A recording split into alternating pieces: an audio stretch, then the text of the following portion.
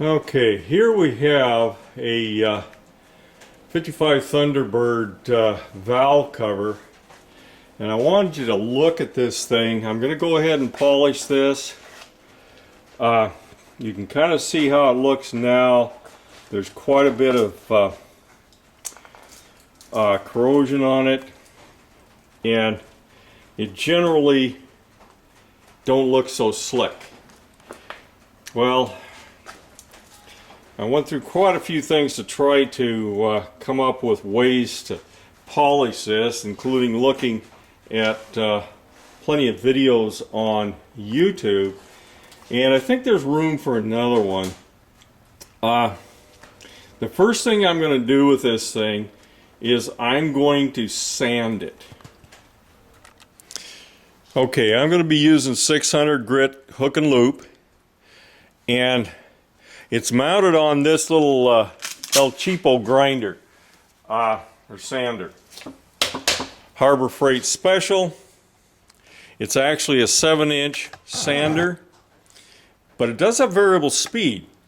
An awful lot of the Harbor Freight stuff I'm not real thrilled with, but this silly thing, I bought it for one little job, figured I'd throw it away if it just didn't work. It's been working for well over 10 years. It's a good little sander. Used it for many projects, a lot of projects in wood. The biggest problem with this thing is it comes with a 7-inch disc, and you can't hardly get the 7-inch discs for it. So I take 7-inch disc and take another grinder and just grind it down to 6 inches. So anyway, it's been working for me for many years, and now what I'm going to do is I'm going to go over to the top part of this, and I'm going to sand this down starting out with 600 grit. Also wanted to note I'm going to do this wet sanding, so I'm going to be wetting the surface before I sand it. Keeps the aluminum tends to load up these discs real fast. Sometimes you wet sand, it does a little cleaner job, and it doesn't load up as fast.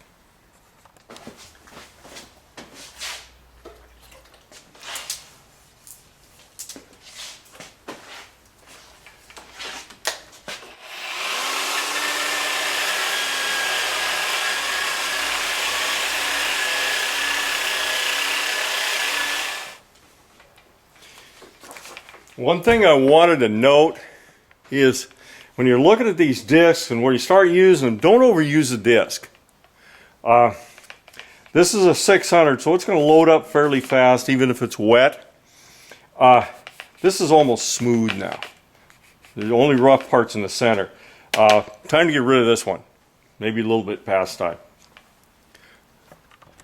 Okay, now you can see this is pretty much what I've done with this. With the 600 grit, I've taken down most of the high spot, or the corroded spots.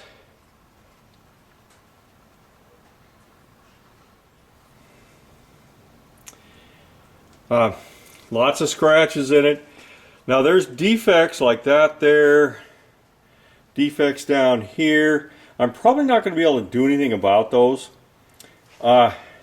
I found that if I sand on this, and try to sand all that stuff out, I end up with a bunch more. I may try to get a few of these that look like they're not too bad, but most of these I'm not going to be able to deal with. Okay, you can see I've done a little bit of hand sanding here, just to get some of the spots that I didn't think I could get well with the disc. The disc does have limitations. Anyway, that's a finish at 600. Okay, the next one I'm going to use is 1200. That's going to be the farthest I'm going to go with sanding. I'll be polishing from there. Okay, that's pretty much what it looks like with the 1200. A little section here that I've started polishing. You can see it's a little bit more mirror-like. That's with the coarsest of the abrasive sticks. Okay, here we're using the buffing wheel mounted on that same sander. Kind of hokey the way it's set up, but first one I used was the black abrasive stick, and let's look at the results we had. Okay, this is with the coarsest of the buffing compounds. I'm going to go up to the next one. The first one was black, the next one's brown. Okay, that's after the brown abrasive stick. I don't know if you can tell much difference. It is a bit on the shinier side. Now I'm going to go to white. Okay, here I am with the white abrasive stick. We're looking real good. The shine is pretty good. This is probably good enough, but being as this is a labor of love, I'm going to go put the red rouge as the final one, and then we'll be done. Okay, that's pretty much the end of it. Finally, these things look reasonably good. Don't look like it's on a old wore-out car no more. Pretty good mirror kind of finish on the aluminum. So it looks like these things are done.